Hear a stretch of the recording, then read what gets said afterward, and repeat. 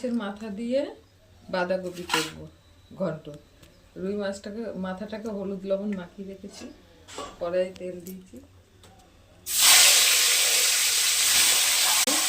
ভাজা হয়ে গেছে। একটু জিরে আর শুকনো লঙ্কা এই তেলের মধ্যে ফোড়ন দিয়ে দিলাম, তেজপাতা দিলাম। এটা আছে আদা লঙ্কা জিরে বাটা,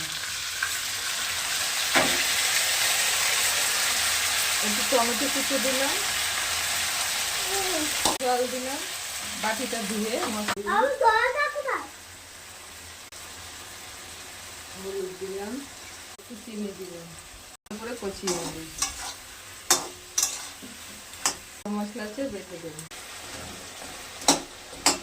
হয়ে গেছে, বাঁধাকপি আর আলু সিদ্ধ করে রেখেছিলাম দিয়ে দিলাম। এবার খালি কষাবো, ঢাকা দিয়ে দিয়ে কষাবো খালি।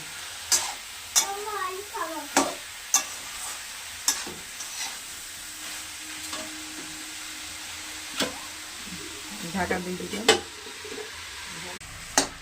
এরকম খালি কষাবো, জল টল কিচ্ছু দেবো না।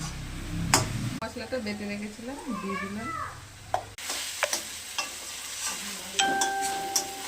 হয়ে গেছে বাঁধাকপি রুই মাছের মাথা হয়ে গেছে,